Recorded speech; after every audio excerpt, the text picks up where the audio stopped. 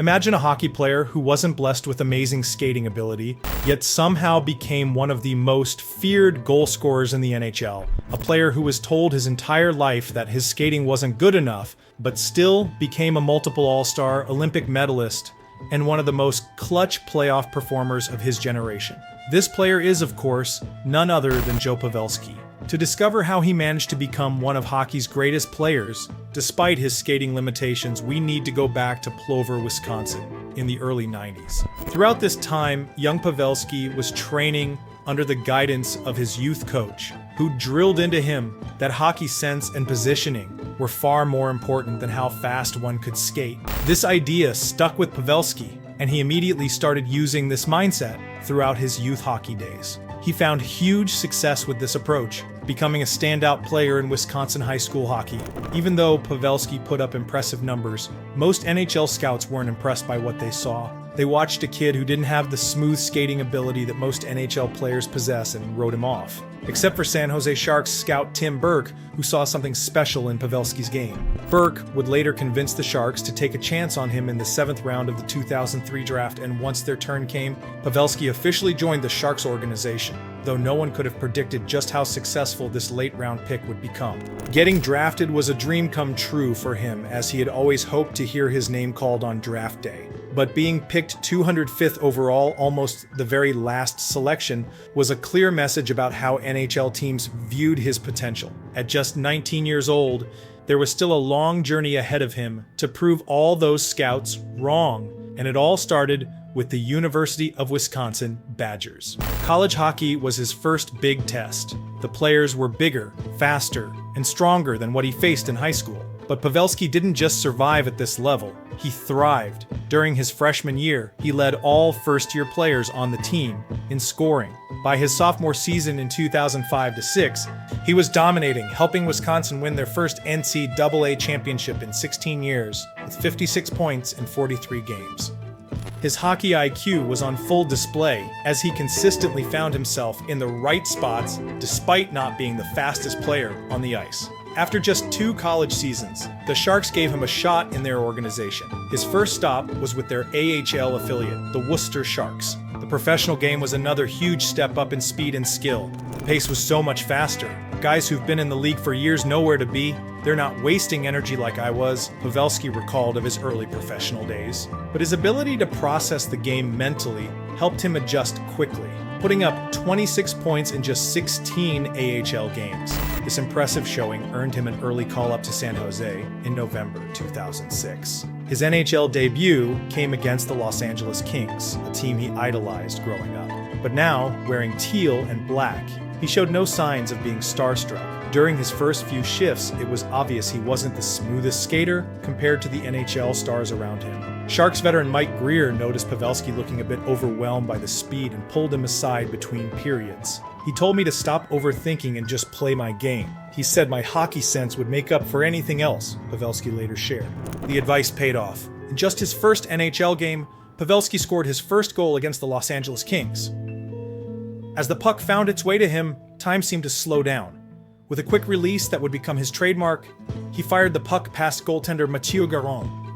The Sharks' bench erupted, teammates banging their sticks against the boards as Pavelski's face lit up with a mix of joy and relief. Getting that first one, it feels like the weight of the world is off your shoulders, Pavelski said. I wasn't the fastest guy out there, I knew that, but I started figuring out how to get to spots before other guys even realized those were the spots to be in. That's when I started believing I could really make it at this level. Despite his initial success, his first full season in the NHL was a wake-up call for the Wisconsin native. All season long, coaches kept pushing him to improve his skating, and it left some around the league questioning whether or not he would ever be able to transcend into the star player he was touted to become.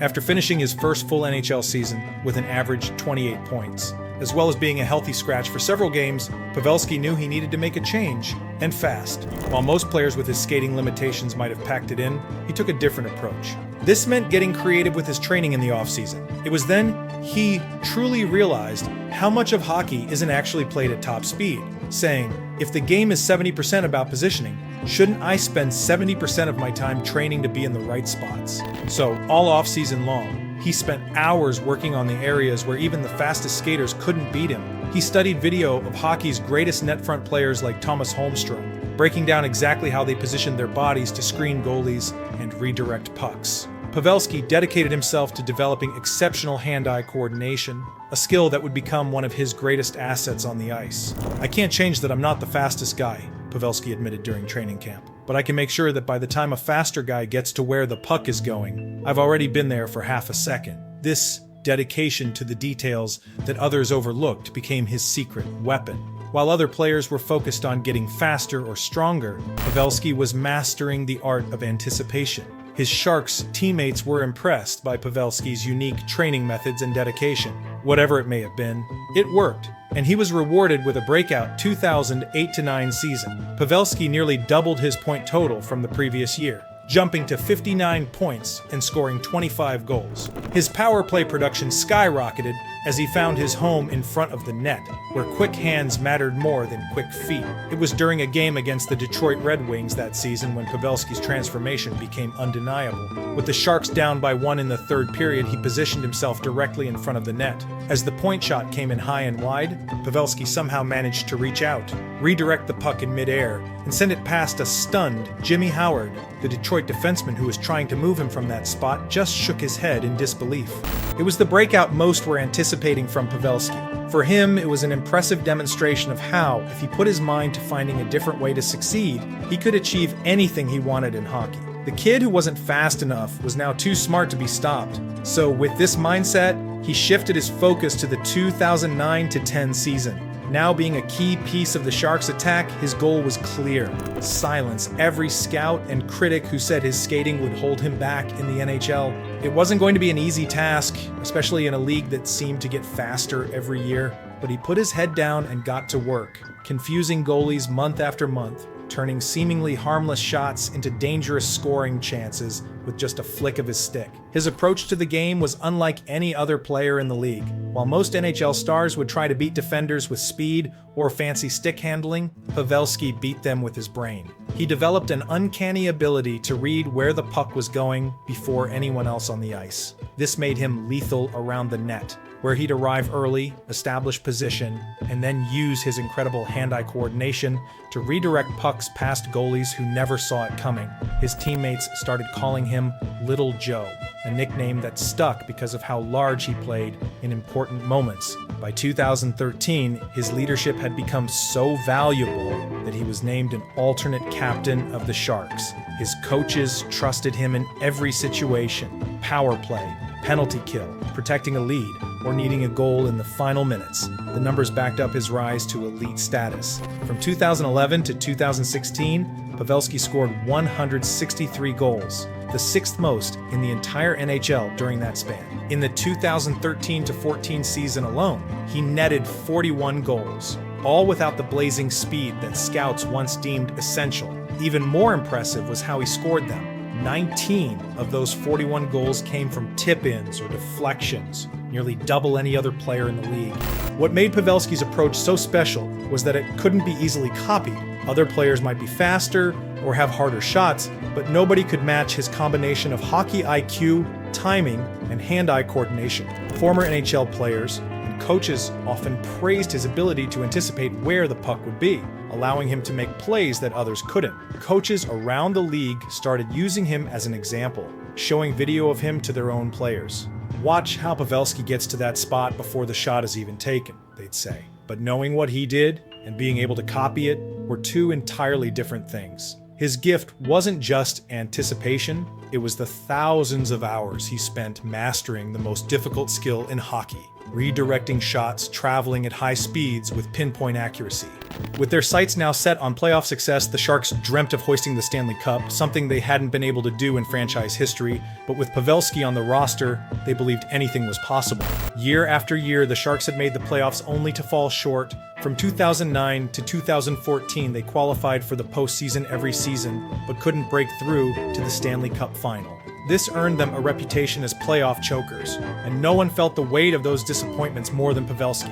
The 2016 playoffs brought even more pressure. Pavelski had been named team captain before the season, and at 31 years old, he knew his championship window wouldn't stay open forever. The Sharks faced the Los Angeles Kings in the first round, a team that had eliminated them in devastating fashion just 2 years earlier.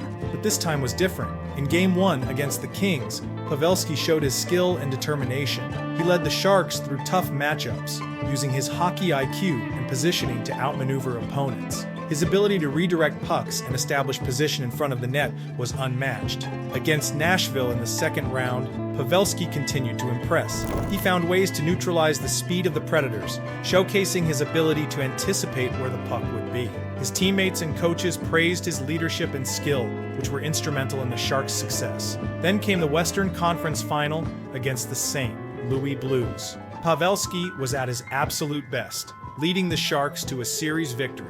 Throughout this series, Pavelski continued to find ways to beat faster opponents. His ability to read the game and make plays that others couldn't was a key factor in the Sharks' advancement to the Stanley Cup Final. With Pavelski leading the way, the Sharks defeated the Blues in 6 games to advance to the Stanley Cup Final for the first time in franchise history. In a quiet moment after the conference-clinching victory, Pavelski sat at his locker, overcome with emotion. "People always told me what I couldn't do because of my skating," he said, his voice cracking slightly. "But I've spent my whole career figuring out what I can do despite it. Tonight, I think we showed that heart and smarts can beat pure talent. This is for every kid who was told they weren't good enough." It was written in the stars for Pavelski to steer his team to victory, but in the Stanley Cup Final against the faster Pittsburgh Penguins, even his hockey genius couldn't overcome the speed disadvantage his team faced. Despite his best efforts, including crucial goals, the Sharks fell in 6 games. It was a painful end to the deepest playoff run of his career. When his contract ended with San Jose after the 2019 season, Pavelski signed with the Dallas Stars at age 35. Critics questioned whether a player with his skating limitations could succeed in a new system, but doubters had fueled his entire career. In his first playoff run with Dallas during the 2020 bubble, he scored 13 goals in 27 games, helping lead the Stars to the Stanley Cup Final. His clutch performances included a hat trick against Calgary and a last-second tying goal against Vegas in Game 5. By 2023, Pavelski had reached 1,000 career points, an astonishing achievement for a 7th-round draft pick. According to NHL tracking data, over 40% of his career goals came from tips, deflections, or redirects, the highest percentage of any 300-plus goal scorer in league history. This unique skill led to the term Pavelski-ing, entering hockey vocabulary, used by coaches to describe the perfect net front tip-in. Tampa Bay Lightning coach John Cooper once praised Pavelski's impact on the game, noting that he has changed how teams evaluate players. Pavelski's career has shown that the quickest hands and the smartest mind can still outthink the fastest skates. He didn't just adapt to the NHL. Despite his limitations, he forced the entire league to adapt to him. In a 2022 interview, Pavelski reflected on his career, emphasizing the importance of heart and intelligence in hockey. "My dad always told me, they can't measure your heart or your head at the combine. I've built my entire career around proving that the 6 inches between your ears matters more than the milliseconds on a speed test." In a game increasingly dominated by speed and power, Pavelski showed that the quickest hands and the smartest mind could still outthink the fastest skates. He didn't just adapt to the NHL despite his limitations, he forced the entire league to adapt to him. From countless hours of research to late nights editing, these stories are a labor of love. If Pavelski's journey inspired you, hit that like button. We're pushing for 10,000 subscribers, and your support gets us closer. Comment your thoughts below. Every new subscriber helps us continue telling these incredible underdog stories that deserve to be heard.